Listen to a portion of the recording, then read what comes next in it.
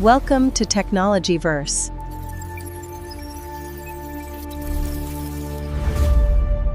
Welcome to this explainer. We seamlessly rely on cellular and Wi-Fi networks every single day to run our modern lives. You probably have a smartphone sitting right next to you right now. But today, we're diving into something we don't often talk about, the hidden ecological costs of that massive global telecommunications network. Specifically, we're going to look at how our rapidly expanding infrastructure is severely impacting birds and their life cycles. It is quite literally a story of colliding worlds. So here is our roadmap for today. 1. The Avian Telecom connection. 2. The visible threat, which is tower kill. 3. The invisible threat of EMR. 4. Navigational chaos. 5. Breeding and life cycle disruptions. And finally, 6. Solutions for safer skies. Let's kick things off with Section 1, the Avian Telecom connection. We have to ask, is our wireless connectivity causing a quiet crisis in the sky? Take a second to think about the incredible volume of wildlife sharing our airspace. We know we're losing billions of birds globally, and yeah, habitat loss and climate change are the usual suspects. But researchers are increasingly looking upward at an entirely new, multifaceted threat. To really get this, we've got to look at how our rapid telecom evolution over the last few decades runs perfectly parallel to these unprecedented biological declines. While we're down here celebrating the rollout of 4G and 5G, the species flying overhead are navigating an increasingly hostile sky. Which brings us to Section 2, the visible threat, tower kill. 6.8 million. Let that number just sink in for a second. An estimated 6.8 million birds collide with communication towers in the US and Canada every single year. The sheer scale of this mortality is absolutely staggering for ornithologists, and it heavily impacts neotropical songbirds. These are tiny travelers, sometimes weighing literally no more than a handful of coins. They migrate thousands of miles under the cover of darkness, only to run face first into a towering modern obstacle course. And it's not just that a tower happens to be in the way. It is a perfect storm of mechanics. Imagine trying to navigate a dark highway with a shattered windshield during bad weather, fog, low clouds. The steady burning red aviation lights on these 200-plus-foot towers reflect off the moisture in the air. This effectively wipes out the stars, the natural navigational cues these birds have relied on for millennia.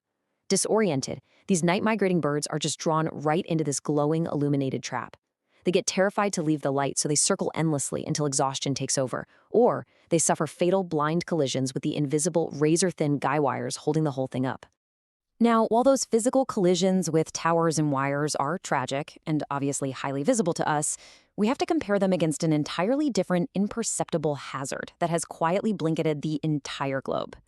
As we shift from physical impacts to physiological ones, we need to talk about electromagnetic radiation and radio frequency noise.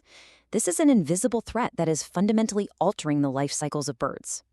Let's get into Section 3, the invisible threat, EMR. Okay, let's define exactly what we're dealing with here. Anthropogenic electromagnetic noise. Basically, it's the artificial radio frequency radiation emitted by human-made electronic and communication devices. And birds are remarkably sensitive to this noise because of their unique biology. We're talking about their super thin craniums, the dielectric composition of their feathers, meaning their feathers can actually conduct and interact with electrical fields, and most importantly, their deep biological reliance on the Earth's natural magnetic fields.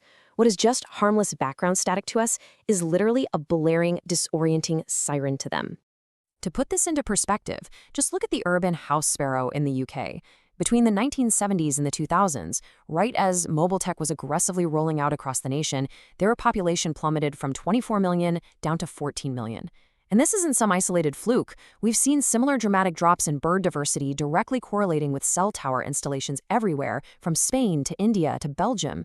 The pattern is undeniable here. Where heavy telecom infrastructure goes, local bird populations almost always follow a steep downward trajectory.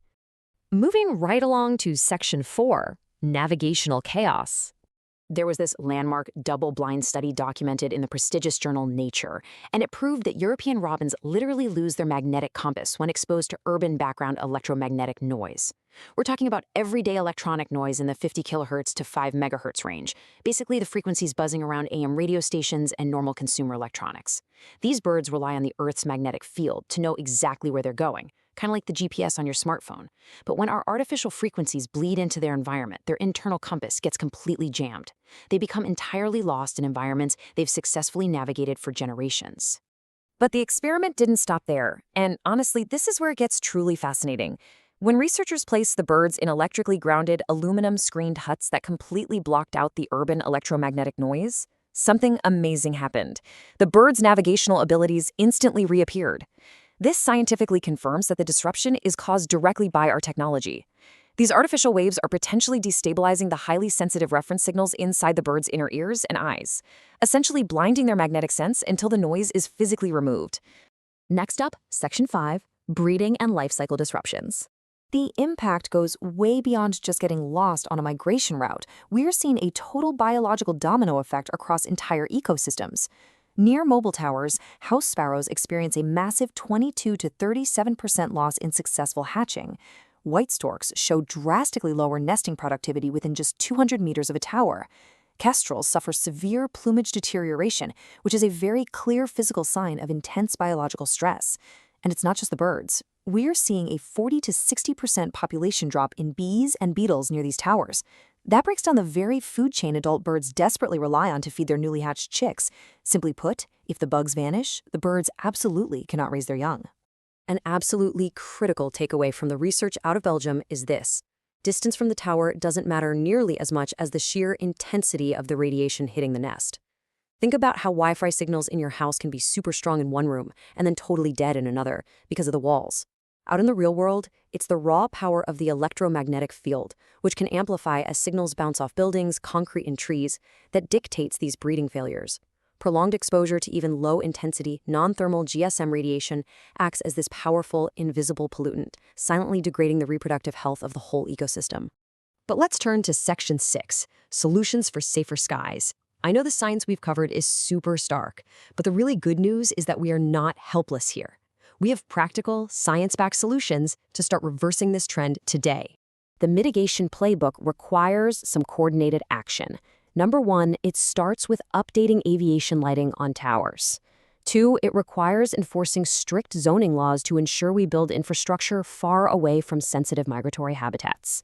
And 3, it demands corporate responsibility, where telecom companies actively invest in conservation and biological monitoring to offset their footprint. Now, remember that 6.8 million bird mortality rate from physical collisions we talked about earlier? Well, by simply replacing those steady burning red lights with flashing LEDs, the FAA and FCC note we can reduce avian collisions by up to 70%. 70%. And here is the kicker. Turning off the steady lights actually saves tower operators money on energy costs without reducing aviation safety in the slightest. It is literally the ultimate win-win scenario. It's a rare moment where what is good for the bottom line is also extraordinarily good for nature. And we can actually leverage the technology itself for good, too. Take Chunghwa Telecom in Taiwan, for example. They're using AI combined with their high-speed 5G network to actively monitor and conserve the habitat of the endangered black-faced spoonbill. It's solid proof that telecom companies can aim for a net positive impact on nature. They're turning their powerful networks into vital tools for conservation rather than just sources of disruption. It shows us a clear path forward where technology and ecology can actually coexist.